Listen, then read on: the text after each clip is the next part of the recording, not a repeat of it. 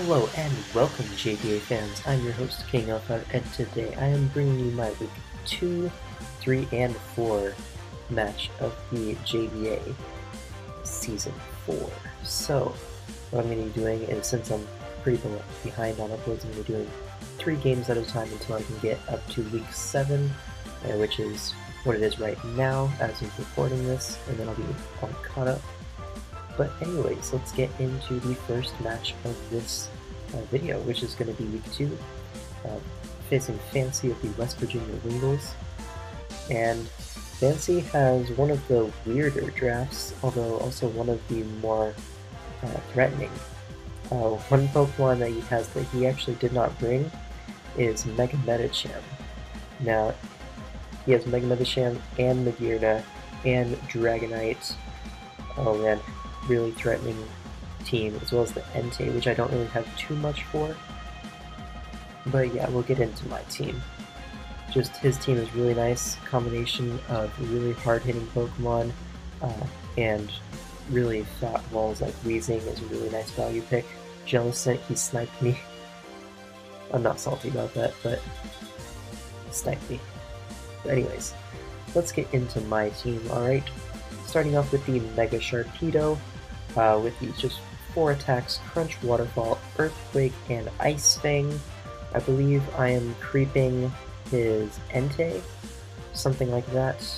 No, I'm creeping his Mega Medicham at base 100 because Entei is almost always adamant, but I am creeping the Mega Medicham at base 100 speed because Mega Sharpedo is 105. Next up is my Infernape, rocking Fire Z with the Nasty Plot, Fire Blast, Grass Knot, and Hidden Power Ice. I am kind of walled a little bit by the Entei, but it was the best coverage I could really fit to hit the majority of his team, and it looks like it's going to be doing some work trying to lure in the Jellicent with the Grass Knot. And the thing is, he doesn't know that Entei walls my set. I could be using like Z Focus Blast, which just completely destroys Entei. It's just gone. So until I reveal all my sets, or all of my moves, he doesn't know that Entei walls me. So yeah. Moving on, I have my Life Orb Latios, got the Draco, Psychic Roost, and Earthquake. Earthquake has enough attack investment to 2-hit KO max HP Magearna 100% of the time, as well as speed creep the base 100s that he has. So pretty solid Pokemon. He doesn't have a lot to switch in.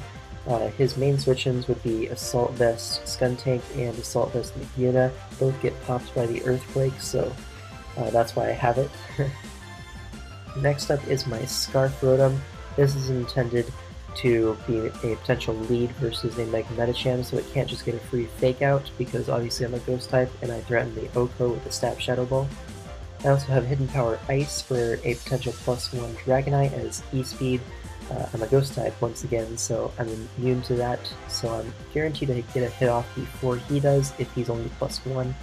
So that's a nice check to that. Rotom just had a really nice matchup versus his team in general. And yeah, I don't have Trick, I'm just Hidden Power Ice, Volt Switch, Shadow Ball, Thunderbolt. Pretty standard apart from the Hidden Power Ice. Yeah.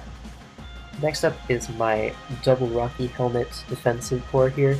This is basically to ensure that Dragonite is never at multi-scale, at least after my first switch into it. Yeah, I have Rocky Helmet Pharaoh with the Stealth Rocks, Leech Seed Spikes, and Knockoff, with a lot of defense, but also a lot of special defense to kind of take on his Magearna. Even if it's HP Fire, it only does about 70 to 80%, I believe. And Dragonite, I would obviously scout for the Fire Punch by going into my Granbull. But yeah, pretty solid defensive Pokemon versus his team. Next up is my Granbull, also Rocky Helmet, with the Intimidate, Max HP, Max Defense, Play Rough, Earthquake, Crunch, and Roar, just in case I need to phase a +2 Dragonite potentially, or a setup Magearna, and if he wants to just use me as setup fodder, I can just get that thing out of here. I might have to sack my Granbull to prevent him from like Calm Minding up, but if I have to do that, then that's fine. I'm actually running a minus speed nature with 0 IVs because due to the speed tier Grand Bull is in, it's not really outspeeding anything on his entire roster really. So the best use of my speed stat is actually going negative. In case it is Trick Room Magearna, I'm able to outspeed that under the Trick Room, because if he isn't Trick Room Magearna, then he outspeeds me regardless, and regardless of if I'm minus speed or not. So it's kind of just, if he's Trick Room, then it's nice to have. So that's going to be my team. Let's get into the battle. Right, I'm going to lead off with my Mega Sharpedo, because if he leads off with the Jellicent or the Entei, I get a huge hit off turn 1, but he leads off the Weezing, nice lead matchup on his part. I go into the Infernape, predicting the Will-O-Wisp, as well as Sludge Bomb not doing much to Infernape, so it's a pretty safe switch in. I go for the Nasty Plot as he stays in to go for the Sludge Bomb, and now I can fire off a Fire Blast pretty freely. It'll OHKO the Weezing if it wants to stay in, as well as do a lot of damage to anything that wants to switch in. And as I was saying in the team building, or team builders section, sort of, when I went over my team, I do have the Grass Knot to lure in the Jellicent. Another thing that was quite likely versus his team was a Swords Dance Thunder Punch set to also hit that, and he revealed after the match that he was actually Wakan Berry. So I kind of went the other route with Infernape and went Nasty Plot, kind of caught him off guard there, as well as I hit the Weezing really hard, because that is primarily physically defensive. But anyways, I have the Hidden Power Ice, but Dragonite still has his multi-scale, so I can't kill him, and he's probably Yache Berry anyways, so I'm just going to go into my Ferrothorn, predicting the E-Speed, because the Iron Barbs plus Rocky Helmet would put this D-Knight really low, and yeah.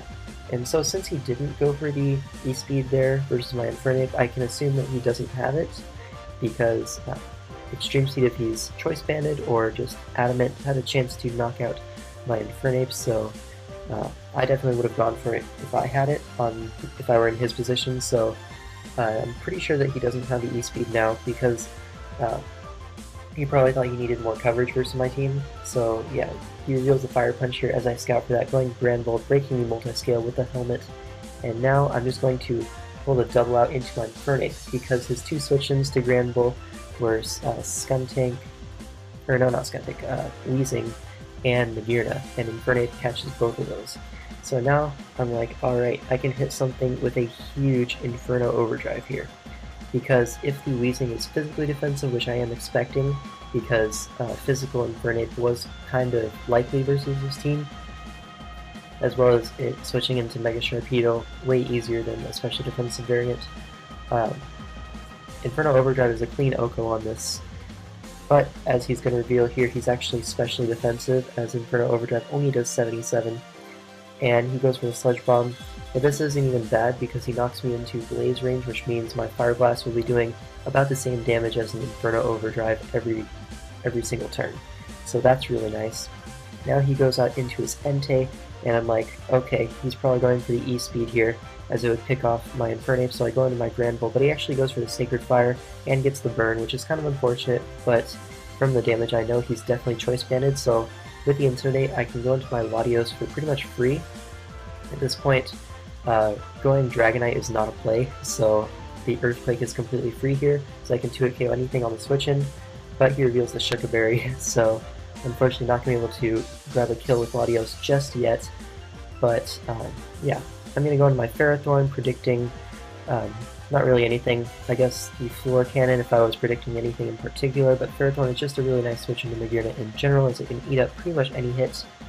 And basically, after,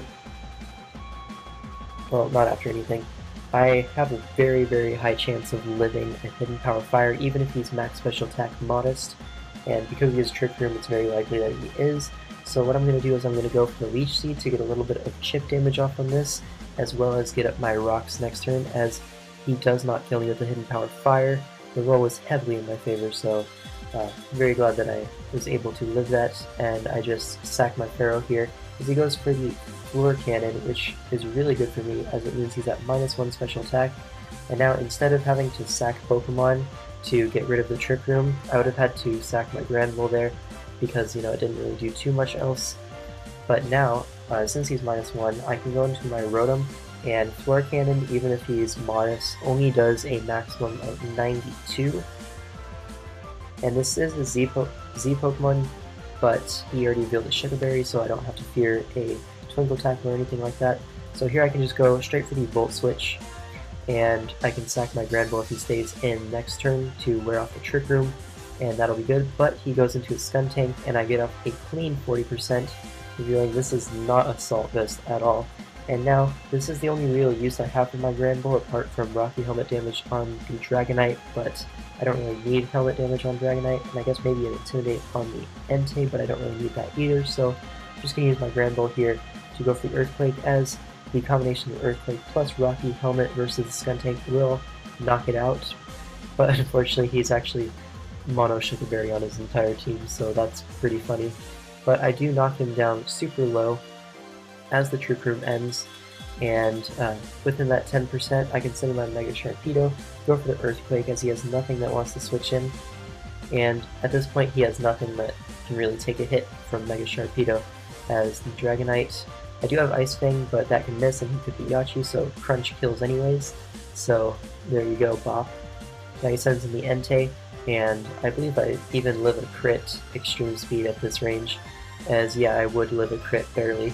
And I'm able to knock him out with the Waterfall, and Earthquake versus Max HP Magearna does a minimum of 56, so unless he lives on like 1 HP and I get absolute mid-roll, he goes down as he does, and Mega Sharpedo claiming 4 kills in this game, cleaning up at the end. Very nice, very happy.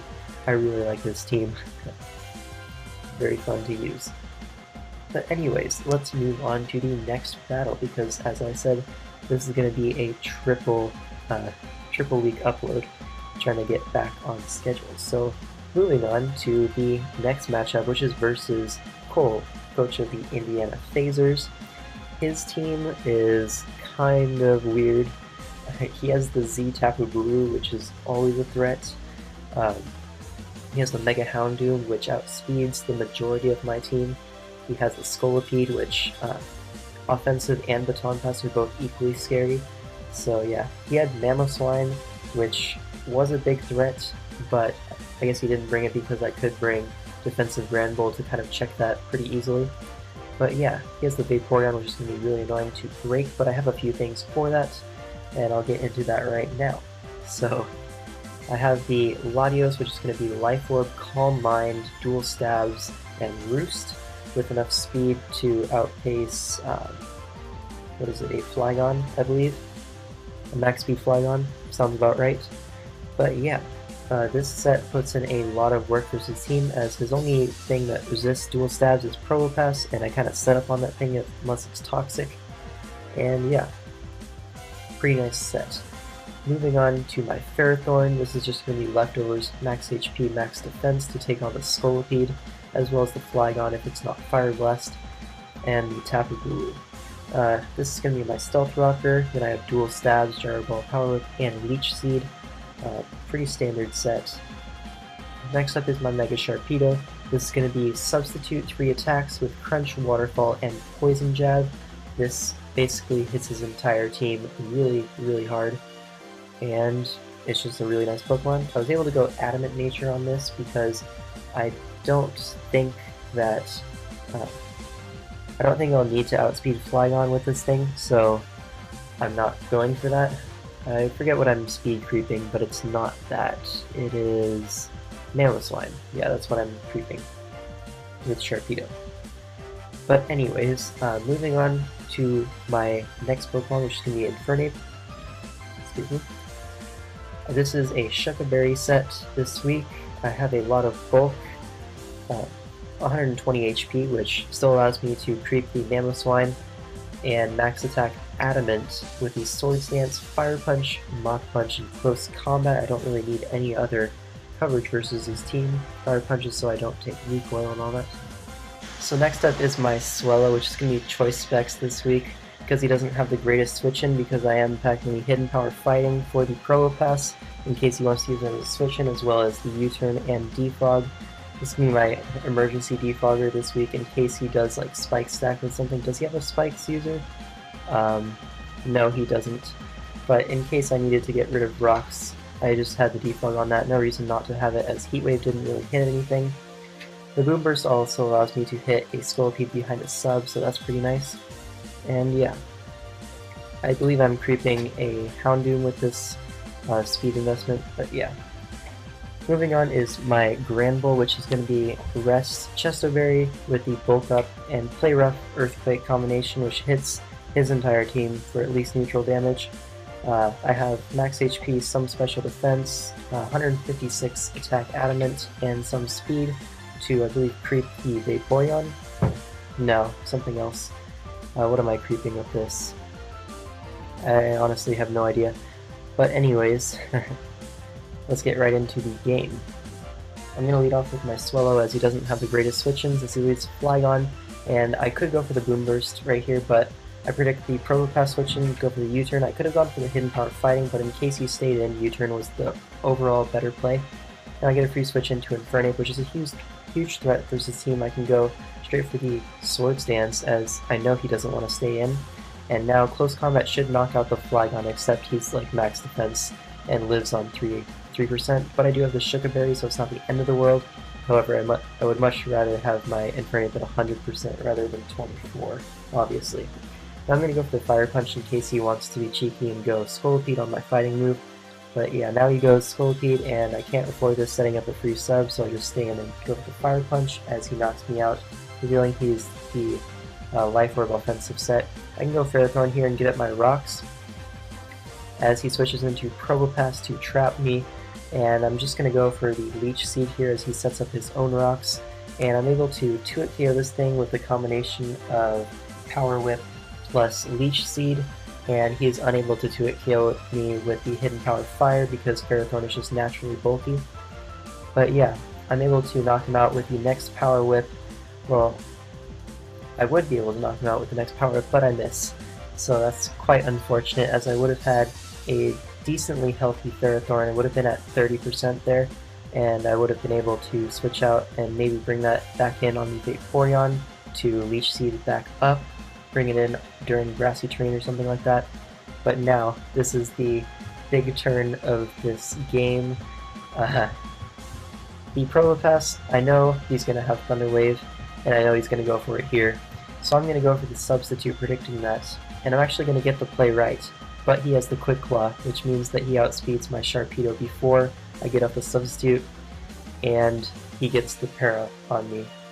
So that's a pretty big deal, because if I got the free sub, I would have gotten at least 2 kills right there, and that could have put the game very heavily in my favor, because depending on the 2 Pokemon that he decides to let go down, he gets rid of the Tapu Bulu.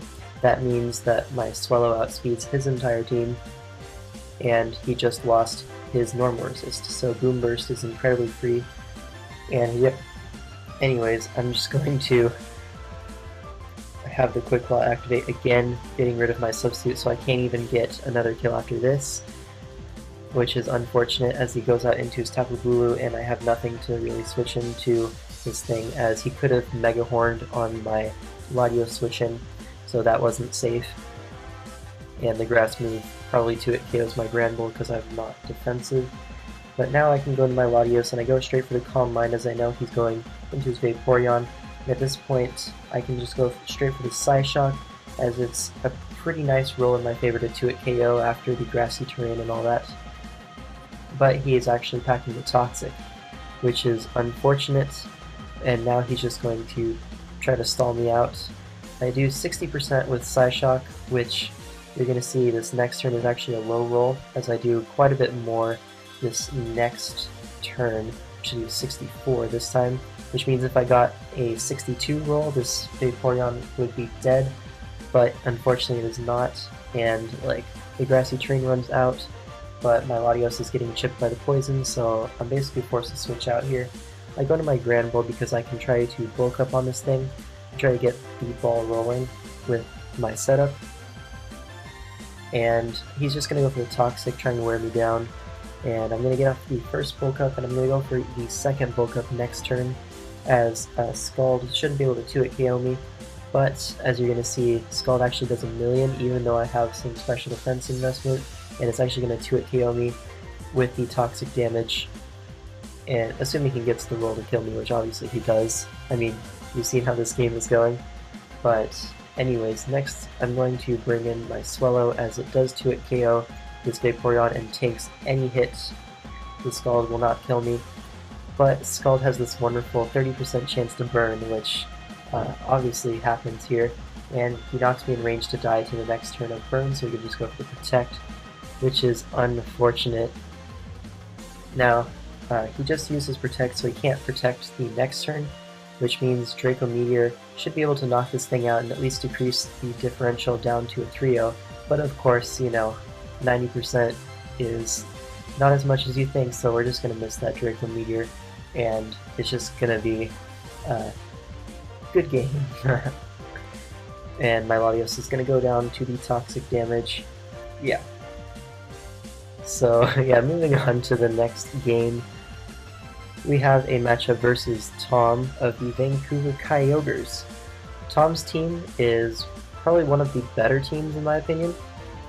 He does have the Suicune, nice fat water, the Victini, which he didn't even bring, but is a huge threat that I had to prepare for.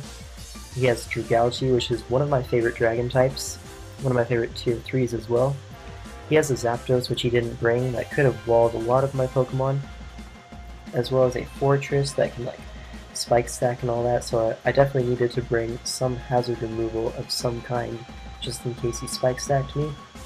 But anyways, the Mega Lopunny is one of the biggest threats outside of the Granbull, which you see in the first team slot. I knew I had to bring that this week. Yeah. So he also has the Dugtrio, so he can trap my Infernape or my Nidoqueen. So it's just a really rough matchup, to be honest. He also has the Hail Core with the Alola Ninetales and Sandslash.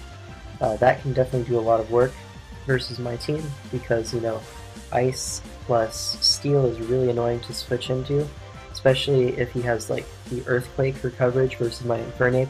That can definitely be pretty rough. But moving into my team, I have the Granbull with the Rocky Helmet, max HP, almost max defense, a little bit of speed. What am I creeping here? Probably just creeping something that's creeping me, like the Dragalge. But yeah, I have the Play Rough, Earthquake, Toxic, and Close Combat. Close Combat is so I can pick up the one-hit KO on the Sandslash, because, you know, this is one of my best Pokemon to take a hit. Even though I'm weak to the Iron Head, it still only does about 45 if he is Life Orb, so that's pretty nice. Toxic just in general to wear down his Pokemon. But yeah, next up is my Swellow. Choice specs once again with the Boom Burst, U-Turn, Heat Wave, and Defog. Defog in case he wants to spike stack and all that. Unfortunately, I do have to use the Timid Nature to outspeed the Dugtrio, but I have really good coverage versus his team, as his only normal resist is 4 times weak to Heat Wave, so, and he didn't even bring it. Well, he didn't bring Fortress, he brought Sandslash, which is in the same boat, 4 times weak to Heat Wave. Moving on to my next set, which is kind of heat. Got the Mega Sharpedo, which is adamant with not a lot of speed, a lot of bulk. This allows me to tank hits from Dugtrio extremely easily, as well as hit him with the priority Aqua Jet. That's one of the moves on my set. I also have Crunch and Psychic Things, because he did have, what did he have for Psychic Things to hit? He had the Mega Lopunny. So that plus Dragalge means that Psychic Things was definitely worth the move slot. I also have the Crunch, I don't know if I said that, and I also have the Agility. Now Agility Aqua Jet may seem kind of weird, but the only thing I'm really clicking Aqua Jet versus is the Dugtrio, which it OHKOs anyway, so I don't really need Waterfall, and the priority would be nice if I am not able to set up the Agility. Anyways, moving on to my Latios, which is going to be Life Orb with the Draco Meteor, Psychic, and Hidden Power Fire. Just max speed, max special attack to outspeed the Ninetales, as well as just hit his team incredibly hard. If you look at his team, everything gets hit at least neutrally, most things super effectively, so that's pretty nice. Next up is my Choice Scarf Infernape, which is going to be Close Combat, U-Turn, Earthquake, and Toxic. I don't really need Fire Stab versus his team, as the Alolan Ninetales does kind of get 2-hit KO'd by close combat regardless, as well as U-Turn and Toxic being nice for momentum and wearing down his fat walls, respectively, and Earthquake is just really nice coverage versus his team. Yeah, just really nice. Choice Scarf user can outspeed the Mega Lopunny and revenge it. Just really nice. Next up is my Focus Sash Nidoqueen. Focus Sash allows me to take an Earthquake from Dugtrio, even if he's like Choice Banded or something like that. Nidoqueen being naturally bulky means I can take a hit from Mega Lopunny, and since I am max special attack, I can hit that thing back pretty hard. I have both hazards this week with Stealth Rocks and Toxic Spikes, just in case he didn't want to bring the Dragalge, because, you know, a lot of my team hits Dragalge super effectively, so he might not bring it, but he did, so Toxic Spike's not going to be too useful as long as that thing is around. But Earth Power and Sludge Wave does hit his entire team, so that's pretty nice. And yeah, let's get right into the game. He leads off with Suicune as I lead off with Swellow, as it does a lot of work versus his team. I'm going to go straight for the Boom Burst, and it does half, so that's pretty good. He goes for the Calm Mind though, which means that the next Boom Burst is not going to kill, but it is going to do a lot and force him to go for the Rest. And now I'm able to 3-hit KO him, unless he pulls a Calm Mind. A Scald would not knock me out, even if he did get it. And he does get it, and he crits, so my Swellow goes down turn 3, which is kind of unfortunate, but I can go into my Mega Sharpedo and 2-hit KO this thing with the Crunch, which is pretty nice, and Suicune is actually going to roll a Calm Mind here, so kind of makes up for the crit. But yeah, now I can just go straight for the Psychic things, as if he wanted to switch out into the Alola Ninetales to resist the Crunch, I would hit that thing a little bit harder, and I'm adamant Mega Sharpedo with the Strong Jaw ability, and that only did 43 to an Alola Ninetales, which is not a bulky Pokemon, so we can clearly see from the calcs that this is max defense, max HP, so that's a pretty interesting set from Tom, always bringing cool stuff. But yeah, now I'm going to switch out into my Infernape. It eats up a Freeze Dry, which was incredibly safe for him to go for if he did have it, so that's why I went that, as well as the ability to chew a Moonblast pretty easily anyways. Now here, I thought he would switch out into the Dragalge or just sack the Suicune to a potential Flare Blitz, as that would definitely knock out the Ninetales. But he actually stays in, takes the Earthquake, only 26%, and he hits me with a Moonblast, knocking me down to 9.